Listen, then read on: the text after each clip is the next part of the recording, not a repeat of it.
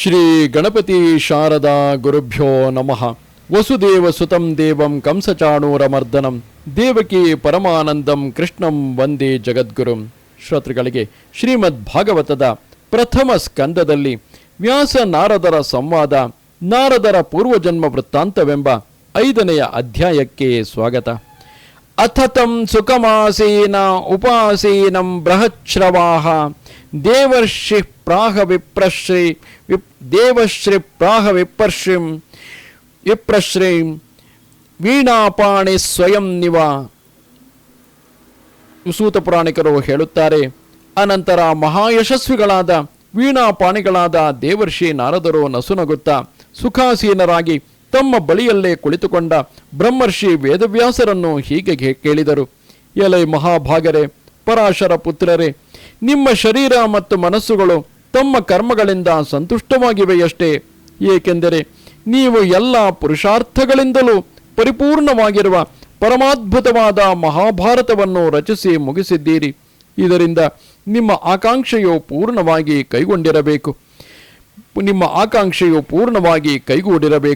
ಇದಲ್ಲದೆ ನೀವು ಸನಾತನವಾದ ಬ್ರಹ್ಮತತ್ವವನ್ನು ಕುರಿತು ವೇದಾಂತ ಸೂತ್ರಗಳಲ್ಲಿ ಬಹಳಷ್ಟು ವಿಚಾರ ಮಾಡಿ ಅದನ್ನು ಚೆನ್ನಾಗಿ ಅರಿತೂ ಇರುವಿರಿ. ಹೀಗಿದ್ದರೂ ಏಕೆ ನೀವು ಒಬ್ಬ ಕೃತಕೃತ್ಯರಾಗದೇ ಇರುವ ಸಾಧಾರಣ ಪಾಮರನಂತೆ ಸ್ವವಿಷಯದಲ್ಲಿ ಶೋಕಿಸುತ್ತಿದ್ದೀರಿ? ನಾರದರ ಪ್ರಶ್ನೆಗೆ ವ್ಯಾಸರು ಹೀಗೆ ಉತ್ತರಿಸಿದರು. ನೀವು ನನ್ನ ವಿಷಯದಲ್ಲಿ ಏನು ಹೇಳಿದಿರೋ ಅವೆಲ್ಲವೂ ನಿಜವೇ, ಅದರಲ್ಲಿ ಏನೂ ಸಂಶಯವಿಲ್ಲ. ಆದರೂ ನನ್ನ ಹೃದಯವು ಸಂತುಷ್ಟಿಯನ್ನು ಪಡೆದಿಲ್ಲ. ಇದಕ್ಕೇನು ಕಾರಣವೆಂದು ತಿಳಿಯುತ್ತಿಲ್ಲ. ಆದ್ದರಿಂದ ಅಗಾಧ ಜ್ಞಾನಿಗಳು ಬ್ರಹ್ಮದೇವರ ಮಾನಸಪುತ್ರರು ಆದ ತಮ್ಮನ್ನೇ ಆ ಬಗೆಗೆ ಕೇಳುತ್ತಿದ್ದೇನೆ. ತಾವು ಅದನ್ನು ತಿಳಿಸಬೇಕು. ಓ ನಾರದರೆ, ತಾವು ಎಲ್ಲ ರಹಸ್ಯಗಳನ್ನು ಬಲ್ಲವರು.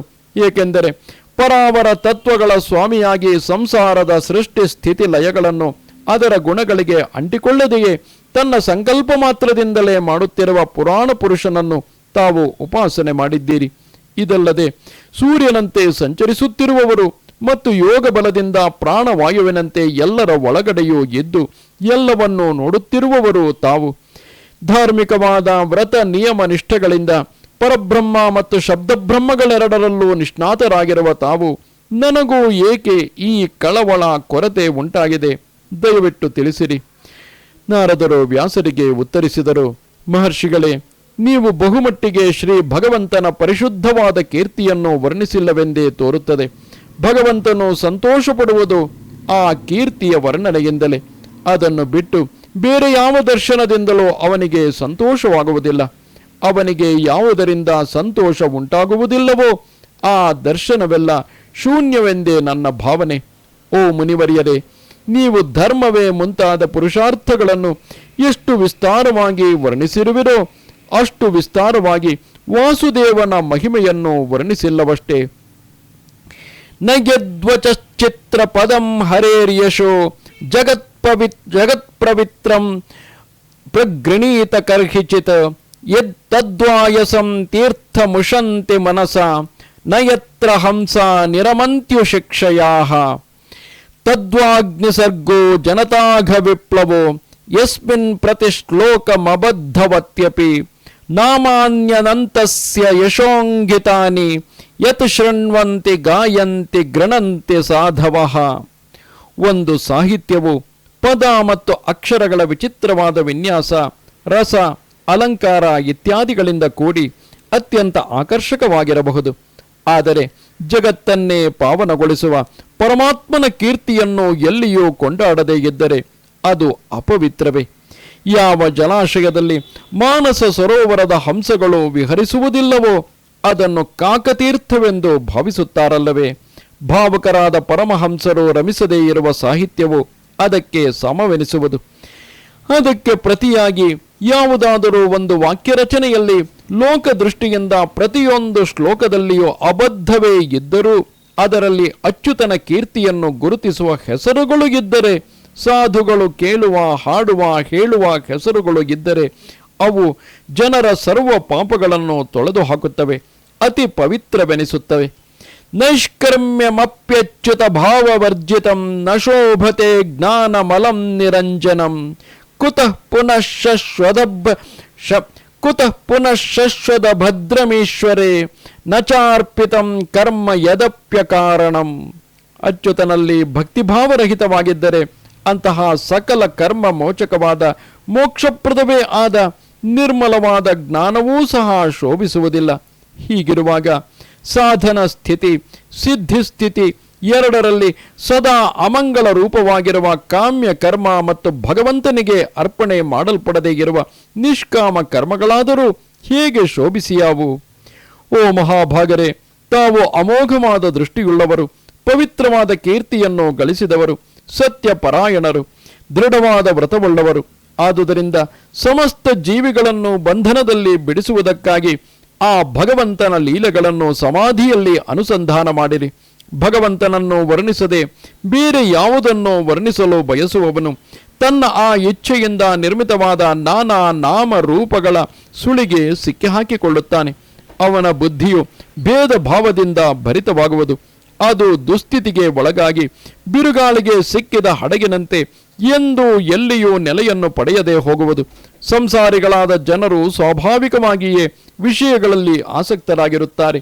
ಅವರಿಗೆ ನೀವು ಪ್ರವೃತ್ತಿ ಧರ್ಮವನ್ನು ಅನುಸರಿಸಬಹುದಾದ ಧರ್ಮವೆಂದೇ ಸಾರಿಬಿಟ್ಟಿರುವುದರಿಂದ ಸಾಮಾನ್ಯ ಜನರು ಅದನ್ನು ಮುಖ್ಯ ಧರ್ಮವೆಂದೇ ಭಾವಿಸಿ ನಿವೃತ್ತಿ ಧರ್ಮವನ್ನು ಸ್ವೀಕರಿಸಲು ಯೋಚನೆ ಮಾಡುವುದೇ ಇಲ್ಲ.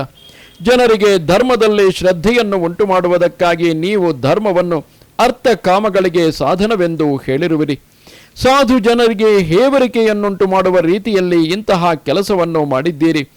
ಇದರಿಂದ ಧರ್ಮದ ಸ್ವರೂಪವನ್ನೇ ಅದಲು ಬದಲು ಮಾಡಿದಂತಾಗಿದೆ. ಪರಮಾತ್ಮನ ಅಪಾರವಾದ ಆನಂದಮಯ ಸ್ವರೂಪವನ್ನು ವಿವೇಕಿಗಳಿಗೆ ಮಾತ್ರವೇ ನಿವೃತ್ತಿ ಮಾರ್ಗದಿಂದ ತಿಳಿಯಲು ಸಾಧ್ಯವಾಗುತ್ತದೆ. ಆದುದರಿಂದ ಪ್ರಕೃತಿಯ ಗುಣಗಳಿಂದ ಕುಣಿದಾಡಿಸಲ್ಪಡುತ್ತಾ ಪರಮಾರ್ಥ ಬುದ್ಧಿರಹಿತರಾಗಿರುವ ಜನರ ಕಣ್ಣುಗಳನ್ನು ತೆರೆಯಿಸಲು ನೀವು ಪರಮಾತ್ಮನ ದಿವ್ಯ ಲೀಲೆಗಳನ್ನು ವರ್ಣನೆ ಮಾಡಿರಿ. ತನ್ನ ಧರ್ಮವನ್ನು ತ್ಯಾಗ ಮಾಡಿ ಭಗವಂತನ ಚರಣ ಕಮಲಗಳ ಧ್ಯಾನ ಸೇವೆಗಳನ್ನೇ ಮಾಡುತ್ತಿರುವ ಸಾಧಕನು ತನ್ನ ಭಜನೆಯು ಪರಿಪಕ್ವವಾಗುವುದಕ್ಕೆ ಮೊದಲೇ ಭಜನೆಯಿಂದ ಜಾರಿದರೂ ಅವನಿಗೆ ಹೆಚ್ಚು ಅನರ್ಥವೇನೂ ಆಗುವುದಿಲ್ಲ. ಭಗವಂತನನ್ನು ಭಜನೆ ಮಾಡದೆ ಕೇವಲ ಸ್ವಧರ್ಮಾಚರಣೆ ಮಾಡುವವನಿಗೆ ಉಂಟಾಗುವ ಮಹಾ ಲಾಭವಾದರೂ ಏನು? ಇವನಿಗಿಂತಲೂ ಹಿಂದಿನವನೇ ಎಷ್ಟೋ ಮೇಲು. ಪ್ರವೃತ್ತಿ ಮಾರ್ಗದಲ್ಲಿಯೇ ಇದ್ದು ಆಶಾಭಂಗ ಅಶಾಂತಿಗಳನ್ನು ಅನುಭವಿಸುವ ಪಾಡು ಅವನಿಗೆ ಇಲ್ಲವಷ್ಟೇ. ಮೇಲಿನ ಯೋನಿಗಳಲ್ಲೂ ಕೆಳಗಿನ ಯೋನಿಗಳಲ್ಲೂ ಕರ್ಮ ಫಲ ಸ್ವರೂಪವಾಗಿ ಎಷ್ಟೇ ಸುತ್ತಾಡುತ್ತಿದ್ದರೂ ಯಾವುದೇ ಸಾಧನೆಯಿಲ್ಲದೆ ತಾನಾಗಿಯೇ ದೊರೆಯುವುದಿಲ್ಲವೋ ಅಂತಹ ಪರಮ ಸುಖದ ಪ್ರಾಪ್ತಿಗಾಗಿಯೇ ಬುದ್ಧಿವಂತರು ಪ್ರಯತ್ನ ಮಾಡಬೇಕು. ವಿಷಯ ಸುಖಕ್ಕಾಗಿ ಮಹಾ ಪ್ರಯತ್ನ ಪಡಬೇಕಾಗಿಲ್ಲ. ಅಚಿಂತ್ಯವಾದ ವೇಗದಿಂದ ತಿರುಗುತ್ತಿರುವ ಕಾಲವು ಜನರಿಗೆ ಅವರ ಕರ್ಮ ಫಲ ಸ್ವರೂಪವಾಗಿ ಸ್ವಾಭಾವಿಕವಾಗಿಯೇ ದುಃಖವನ್ನು ತರುವಂತೆ ವಿಷಯ ಸುಖವನ್ನು ತಂದುಕೊಡುತ್ತದೆ. ಮಹರ್ಷಿಗಳೇ, ಶ್ರೀಕೃಷ್ಣ ಪರಮಾತ್ಮನ ಪಾದಾರವಿಂದಗಳನ್ನು ಸೇವಿಸುವವನು ಎಂದಿಗೂ ಯಾವ ರೀತಿಯಲ್ಲೂ ಇತರ ಕರ್ಮಿಗಳಂತೆ ಈ ಸಂಸಾರದ ಕಟ್ಟಿಗೆ ಸಿಕ್ಕಿ ಹಾಕಿಕೊಳ್ಳುವುದೇ ಇಲ್ಲ. ಒಂದು ಸಲ ಭಕ್ತಿರಸದ ಸವಿಯ ಅನುಭವವಾದರೆ ಸಾಕು, ಅವನು ಅದನ್ನು ಎಂದಿಗೂ ಬಿಡಲು ಇಚ್ಛಿಸುವುದಿಲ್ಲ. ಮುಕುಂದನ ಅಡಿದಾವರೆಗಳ ಆಲಿಂಗನವನ್ನು ಸ್ಮರಿಸುತ್ತಲೇ ಇರುತ್ತಾನೆ. ಈ ಜಗತ್ತಿನ ಉತ್ಪತ್ತಿ ಸ್ಥಿತಿ ಮತ್ತು ಪ್ರಳಯಗಳಿಗೆ ಯಾವ ಭಗವಂತನು ಕಾರಣನಾಗಿದ್ದಾನೆಯೋ ಅವನೇ ಈ ವಿಶ್ವದ ರೂಪದಲ್ಲಿಯೂ ಇದ್ದಾನೆ. ಭಗವಂತನಿಂದ ಸೃಷ್ಟಿಸಲ್ಪಟ್ಟಿರುವುದರಿಂದ ಈ ಜಗತ್ತು ಸಹ ಮತ್ತೊಬ್ಬ ಭಗವಂತನಂತೆಯೇ ಇದೆ. ಆದರೂ ಭಗವಂತನು ಇದಕ್ಕಿಂತಲೂ ವಿಲಕ್ಷಣನಾಗಿದ್ದಾನೆ. ಈ ವಿಷಯ ನಿಮಗೂ ತಿಳಿದೇ ಇದೆ. ನಾನು ಸ್ವಲ್ಪ ಮಟ್ಟಿಗೆ ಮಾರ್ಗಸೂಚನೆ ಮಾಡಿದ್ದೇನೆ ಅಷ್ಟೇ. ಓ ಮಹಾಮಹಿಮರೇ, ನಿಮ್ಮ ದೃಷ್ಟಿಯು ಅಮೋಘವಾದುದು. ಆ ಪರಮ ಪುರುಷ ಪರಮಾತ್ಮನ ಕಲಾವತಾರವೇ ನೀವಾಗಿದ್ದೀರಿ. ಜನ್ಮರಹಿತನಾದ ಆತನೇ ಈ ಜಗತ್ತಿನ ಕಲ್ಯಾಣಕ್ಕಾಗಿ ನಿಮ್ಮ ರೂಪದಲ್ಲಿ ಬಂದಿರುತ್ತಾನೆಂಬುದನ್ನು ತಿಳಿಯಿರಿ. ನಿಮ್ಮ ಈ ಅಗ್ಗಳಿಕೆಯನ್ನು ಸ್ಮರಿಸಿಕೊಂಡು ಆತನ ದಿವ್ಯ ಲೀಲೆಗಳನ್ನು ವಿಶೇಷವಾಗಿ ಕೀರ್ತನೆ ಮಾಡಿರಿ. ಪುಣ್ಯಕೀರ್ತಿಯಾದ ಶ್ರೀ ಭಗವಂತನ ದಿವ್ಯ ಗುಣಗಳನ್ನು ಲೀಲೆಗಳನ್ನು ವರ್ಣನೆ ಮಾಡುವುದೇ ಮನುಷ್ಯರು ಆಚರಿಸುವ ತಪಸ್ಸು, ವೇದಾಧ್ಯಯನ, ಯಜ್ಞಾನುಷ್ಠಾನ, ಸದುಕ್ತಿ, ಜ್ಞಾನ ಮತ್ತು ದಾನ ಇವೆಲ್ಲಕ್ಕೂ ಪರಮ ಪ್ರಯೋಜನವೆಂದು ಜ್ಞಾನಿಗಳು ನಿರೂಪಣೆ ಮಾಡಿದ್ದಾರೆ. ಮಹಾಮುನಿಗಳೇ, ಭಗವಂತನ ಗುಣಗಾನ ಶ್ರವಣ ಮುಂತಾದವುಗಳಿಂದಲೇ ಆ ಪರಮಾತ್ಮನ ಪ್ರಾಪ್ತಿಯಾಗುವುದು ಎಂಬುದಕ್ಕೆ ನನ್ನ ಚರಿತ್ರೆಯೇ ಒಂದು ಉದಾಹರಣೆಯಾಗಿದೆ. ನಾನು ಹಿಂದಿನ ಕಲ್ಪದಲ್ಲಿ ವೇದವಾದಿಗಳಾದ ಬ್ರಾಹ್ಮಣರ ದಾಸಿಯೊಬ್ಬಳ ಪುತ್ರನಾಗಿದ್ದೆನು. ನಾನು ಬಾಲಕನಾಗಿರುವಾಗಲೇ ನನ್ನ ತಾಯಿಯು ನನ್ನನ್ನು ವರ್ಷ ಋತುವೊಂದರಲ್ಲಿ ಒಂದು ಕಡೆ ಚಾತುರ್ಮಾಸ್ಯ ಮಾಡುತ್ತಿದ್ದ ಕೆಲವು ಯೋಗಿಗಳ ಶುಶ್ರೂಷೆಗಾಗಿ ನೇಮಿಸಿದಳು. ನಾನು ಬಾಲಕನಾಗಿದ್ದರೂ ಚಾಪಲ್ಯರಹಿತನಾಗಿದ್ದು ಶಾಂತ ಸ್ವಭಾವದವನಾಗಿದ್ದೆನು. ಆಟ ಪಾಠಗಳಲ್ಲಿ ಆಸಕ್ತಿಯಿಲ್ಲದೆ ಮಿತಭಾಷಿಯಾಗಿ ಅವರನ್ನು ಎಲ್ಲ ವಿಧಗಳಿಂದಲೂ ಹಿಂಬಾಲಿಸುತ್ತಾ ಅವರ ಸೇವೆಯನ್ನು ಮಾಡುತ್ತಿದ್ದುದರಿಂದ ಆ ಯೋಗಿಗಳು ಸಮದರ್ಶಿಗಳಾಗಿದ್ದರು ನನ್ನ ಮೇಲೆ ಅತ್ಯಂತ ಅನುಗ್ರಹ ಮಾಡಿದರು. ಚಕ್ರು ಕೃಪಾಂ ಯದ್ಯಪಿ ತುಲ್ಯ ದರ್ಶನಾಹ. ನಾನು ಅವರ ಅನುಮತಿಯನ್ನು ಪಡೆದು ಅವರ ಅಡುಗೆಯ ಪಾತ್ರೆಯಲ್ಲಿ ಅಂಟಿಕೊಂಡಿದ್ದ ಉಚ್ಚಿಷ್ಟವನ್ನು ಪ್ರಸಾದವೆಂದು ಭಾವಿಸಿ ದಿನಕ್ಕೆ 1 ಬಾರಿ ಮಾತ್ರ ಸೇವಿಸುತ್ತಿದ್ದೆನು. ಅದರಿಂದ ನನ್ನ ಪಾಪಗಳೆಲ್ಲವೂ ತೊಳೆದು ಹೋದವು. ಈ ರೀತಿಯಲ್ಲಿ ಅವರ ಸೇವೆ ಶುಶ್ರೂಷೆಗಳನ್ನು ಮಾಡುತ್ತಾ ನನ್ನ ಹೃದಯವು ಶುದ್ಧವಾಗಿ ಅವರು ಆಚರಿಸುತ್ತಿದ್ದ ಯೋಗ ಧರ್ಮದಲ್ಲೇ ನನಗೆ ಹೃದಯಪೂರ್ವಕವಾದ ಅಭಿರುಚಿ ಉಂಟಾಗತೊಡಗಿತು. ಮಹರ್ಷಿಗಳೇ, ಆ ಸತ್ಸಂಗದಲ್ಲಿ ಪ್ರತಿದಿನವೂ ಶ್ರೀ ಭಗವದ್ ಕಥೆಯನ್ನು ಉಕ್ಕೇರಿದ ಭಕ್ತಿಯಿಂದ ಗಾನ ಮಾಡುತ್ತಿದ್ದ ಆ ಮಹಾತ್ಮರ ಅನುಗ್ರಹದಿಂದ ನಾನು ರಮಣೀಯವಾದ ಶ್ರೀಕೃಷ್ಣನ ಕಥೆಗಳನ್ನು ಕೇಳಿದೆನು. ಶ್ರದ್ಧಾಪೂರ್ವಕವಾಗಿ ಅವುಗಳನ್ನು ತಪ್ಪದೆ ಕೇಳುತ್ತಿದ್ದ ನನ್ನ ಬುದ್ಧಿಯು ಕಾಲಕ್ರಮದಲ್ಲಿ ಮನೋಹರವಾದ ಕೀರ್ತಿಯುಳ್ಳ ಸ್ತೋತ್ರ ಪ್ರಿಯನಾದ ಆ ಮಹಾಪ್ರಭುವಿನಲ್ಲಿ ನಿಶ್ಚಲವಾಗಿ ನೆಲೆಸಿಬಿಟ್ಟಿತು.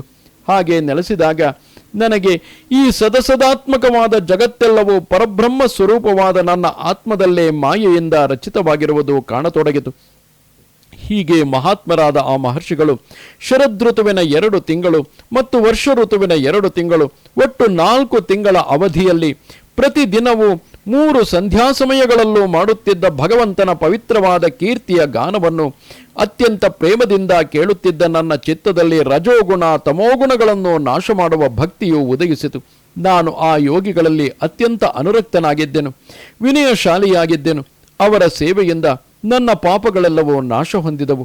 ನನ್ನ ಹೃದಯದಲ್ಲಿ ಶ್ರದ್ಧೆಯು, ಇಂದ್ರಿಯಗಳಲ್ಲಿ ಶಮ ದಮಾದಿಗಳು ತುಂಬಿ ಮನಸ್ಸು, ಮಾತು ಮತ್ತು ದೇಹಗಳೆಂಬ ತ್ರಿಕರಣಗಳಿಂದಲೂ ನಾನು ಅವರಿಗೆ ಅತ್ಯಂತ ವಿಧೇಯನಾಗಿರಲು ದೀನವತ್ಸಲರಾದ ಆ ಮಹಾತ್ಮರು ಸ್ವಯಂ ಭಗವಂತನೇ ತನ್ನ ಮುಖದಿಂದ ಉಪದೇಶ ಮಾಡಿದ ರಹಸ್ಯವಾದ ಯಾವ ಜ್ಞಾನವುಂಟೋ ಆ ಜ್ಞಾನವನ್ನು ತಾವು ಅಲ್ಲಿಂದ ಹೊರಡುವ ಸಮಯದಲ್ಲಿ ನನಗೆ ಪರಮ ಕೃಪೆಯಿಂದ ಉಪದೇಶ ಮಾಡಿದರು. ಆ ಉಪದೇಶದಿಂದಲೇ ಜಗನ್ಮೂಲನೋ ಸದಸದ್ವ್ಯಾಪಿಯೂ ಆಗಿರುವ ಶ್ರೀ ಕೃಷ್ಣ ಪರಮಾತ್ಮನ ಮಾಯೆಯ ಪ್ರಭಾವವನ್ನು ಅರಿತೆನು. ಅದನ್ನು ಅರಿತರೆ ತಾನೇ ಅವನ ಪರಮ ಪದದ ಪ್ರಾಪ್ತಿಯಾಗುವುದು. ಓ ಬ್ರಹ್ಮರ್ಷಿಗಳೇ, ನಮ್ಮ ಕರ್ಮಗಳನ್ನೇ ಸದಸದ್ವ್ಯಾಪಕನು ಸರ್ವ ನಿಯಾಮಕನೂ ಆಗಿರುವ ಶ್ರೀ ಭಗವಂತನಿಗೆ ಸಮರ್ಪಣೆ ಮಾಡಿಬಿಟ್ಟರೆ ಅವು ನಮ್ಮ ತಾಪತ್ರಯಗಳನ್ನು ನಾಶಪಡಿಸುವ ದಿವ್ಯೌಷಧಿಗಳೇ ಆಗಬಲ್ಲವು ಎಂಬ ರಹಸ್ಯವನ್ನು ನಾನು ತಿಳಿದು ಅದನ್ನೇ ನಿಮಗೂ ಸೂಚಿಸಿದ್ದೇನೆ. ಅಮಯೋ ಯಶ್ಚ ಭೂತಾನಾಂ ಜಾಯತೆ ಯೇನ ಸುವ್ರತ ತದೇವ ಹ್ಯಾಮಯಂ ದ್ರವ್ಯಂ ನ ಪುನಾತಿ ಚಿಕಿತ್ಸಿತಂ ಏವಂ ನೃಣಾಂ ಕ್ರಿಯಾಯೋಗಾ ಸರ್ವೇ ಸಂಸ್ಮೃತಿ ಹೇತವಃ ತಯೇವಾತ್ಮ ವಿನಾಶಾಯ ಕಲ್ಪಂತೆ ಕಲ್ಪಿತಾ ಪರೇ. ಯಾವ ಪದಾರ್ಥಗಳನ್ನು ಪ್ರಾಣಿಗಳು ಸೇವಿಸಿದರೆ ಅವುಗಳಿಗೆ ರೋಗ ಉಂಟಾಗುತ್ತದೆಯೋ ಅದೇ ಪದಾರ್ಥಗಳನ್ನೇ ಚಿಕಿತ್ಸಾ ವಿಧಿಗೆ ಅನುಸಾರವಾಗಿ ಸೇವಿಸಿದರೆ ಅವುಗಳಿಂದ ಆ ರೋಗದ ಉಪಶಮನವೇ ಆಗಿ ಶುದ್ಧಿಯುಂಟಾಗುವುದಲ್ಲವೇ? ಹಾಗೆಯೇ ಕರ್ಮಗಳೆಲ್ಲವೂ ಮನುಷ್ಯನನ್ನು ಸಂಸಾರ ಚಕ್ರದಲ್ಲಿ ತಳ್ಳುವ ಶಕ್ತಿಯನ್ನು ಹೊಂದಿದ್ದರೂ ಆ ಕರ್ಮಗಳನ್ನೇ ಭಗವಂತನಿಗೆ ಸಮರ್ಪಣೆ ಮಾಡಿಬಿಟ್ಟರೆ ಅವು ತಮ್ಮ ಕರ್ಮತ್ವವನ್ನೇ ಕಳೆದುಕೊಂಡು ಆತ್ಮಶುದ್ಧಿಗೆ ಕಾರಣವಾಗುತ್ತವೆ. ಇಲ್ಲಿ ನಾವು ಏನೇನು ಕರ್ಮಗಳನ್ನು ಮಾಡುತ್ತೇವೆಯೋ ಅವೆಲ್ಲವನ್ನು ಭಕ್ತಿ ಯೋಗದೊಡನೆ ಕೂಡಿ ಆಚರಿಸಿದ ಪಕ್ಷದಲ್ಲಿ ಅವು ಭಗವಂತನ ಸಂತೋಷಕ್ಕೆ ಕಾರಣವಾಗುತ್ತವೆ. ಆ ಭಗವಂತನ ಸಂತುಷ್ಟಿಯಿಂದ ತಾನೇ ಜ್ಞಾನ ಪ್ರಾಪ್ತಿಯಾಗುವುದು. ಹಾಗೆಯೇ ಭಗವಂತನ ಆಜ್ಞಾನುಸಾರವಾಗಿ ಅವನಿಗೆ ಅರ್ಪಣೆಯಾಗುವಂತೆ ಕರ್ಮಗಳನ್ನು ಆಚರಿಸುವಾಗ ಜನರು ಬಾರಿ ಬಾರಿಗೂ ಆ ಶ್ರೀಕೃಷ್ಣ ಪರಮಾತ್ಮನ ಗುಣಗಳನ್ನು ನಾಮಗಳನ್ನು ಸಂಕೀರ್ತನೆ ಮಾಡುತ್ತಾರೆ ಮತ್ತು ಸ್ಮರಿಸುತ್ತಾರೆ. ಭಗವಂತನೋ ವಾಸುದೇವನೋ ಆದ ನಿನಗೆ ನಮಸ್ಕಾರವು, ನಿನ್ನನ್ನೇ ಧ್ಯಾನಿಸುತ್ತೇನೆ. ಪ್ರದ್ಯುಮ್ನನೋ ಅನಿರುದ್ಧನೋ ಸಂಕರ್ಷಣನೋ ಆಗಿರುವ ನಿನಗೆ ನಮೋ ನಮಃ ಎಂದು ಶ್ರೀ ಭಗವಂತನ ಚತುರ್ವ್ಯೂಹ ಮೂರ್ತಿಗಳ ನಾಮ ಸಂಕೀರ್ತನೆಯನ್ನು ಮಾಡುತ್ತಾ ಪ್ರಾಕೃತ ಮೂರ್ತಿರಹಿತನು ಅಪ್ರಾಕೃತ ಮಂತ್ರ ಮೂರ್ತಿಯೂ ಆಗಿರುವ ಭಗವಾನ್ ಯಜ್ಞಪುರುಷನನ್ನು ಯಾವನು ಪೂಜೆ ಮಾಡುತ್ತಾನೆಯೋ ಅವನೇ ಯಥಾರ್ಥ ಜ್ಞಾನಿಯು. ಆತನ ಜ್ಞಾನವು ತಾನೇ ಪೂರ್ಣವಾದುದು. ಬ್ರಹ್ಮರ್ಷಿಗಳೇ, ಹೀಗೆ ನಾನು ಆತನ ಆಜ್ಞೆಯಂತೆ ನಡೆದುಕೊಂಡೆನು ಮತ್ತು ಆತನಿಗೆ ಅರ್ಪಿತವಾಗಿ ಕರ್ಮಗಳನ್ನು ಆಚರಿಸಿದನು. ಇದರಿಂದ ಪ್ರಸನ್ನಗೊಂಡ ಭಗವಾನ್ ಕೇಶವ ಸ್ವಾಮಿಯು ನನಗೆ ತನ್ನ ನಿಜವಾದ ಜ್ಞಾನವನ್ನು, ಐಶ್ವರ್ಯವನ್ನು ಮತ್ತು ತನ್ನ ವಿಷಯವಾದ ಪರಮ ಭಕ್ತಿಭಾವವನ್ನು ಕರುಣಿಸಿದನು. ಓ ಜ್ಞಾನನಿಧಿಗಳೇ, ನೀವು ಕೂಡ ಯಾವುದು ಮಹಾಜ್ಞಾನಿಗಳ ಜಿಜ್ಞಾಸೆಯನ್ನು ತೀರಿಸಿ ಅವರಿಗೆ ಜ್ಞಾನ ಪರಿಪೂರ್ಣತೆಯನ್ನು ಉಂಟು ಮಾಡುತ್ತದೆಯೋ ಅಂತಹ ಭಗವಂತನ ಪ್ರೇಮಮಯವಾದ ದಿವ್ಯ ಲೀಲೆಗಳನ್ನು ವರ್ಣನೆ ಮಾಡಿರಿ. ನಾನಾ ದುಃಖಗಳಿಂದ ಮತ್ತೆ ಮತ್ತೆ ದುಃಖಗಳಿಗೆ ಈಡಾಗುವ ಮನುಷ್ಯರ ಸಂಕಷ್ಟಗಳು ಇದರಿಂದಲೇ ಶಮನ ಹೊಂದುವವು. ಇದನ್ನು ಬಿಟ್ಟು ನೆಮ್ಮದಿಗೆ ಬೇರೆ ಯಾವ ಉಪಾಯವೂ ಇಲ್ಲ. ಇಲ್ಲಿಗೆ ಮಹಾಪುರಾಣವು ಪರಮಹಂಸ ಸಂಹಿತೆಯೂ ಆಗಿರುವ ಶ್ರೀಮದ್ ಭಾಗವತದಲ್ಲಿ ಪ್ರಥಮ ಸ್ಕಂದದ 5ನೆಯ ಅಧ್ಯಾಯವು ಮುಗಿಯಿತು. ನಮಸ್ತೆ ಶಾರದೆ ದೇವಿ ಕಾಶ್ಮೀರ ಪುರವಾಸಿನಿ ತ್ವಾಮಹಂ ಪ್ರಾರ್ಥಯೇ ನಿತ್ಯಂ ವಿದ್ಯಾದಾನಂಚ ದೇಹಿಮೆ. ನಮಸ್ಕಾರ.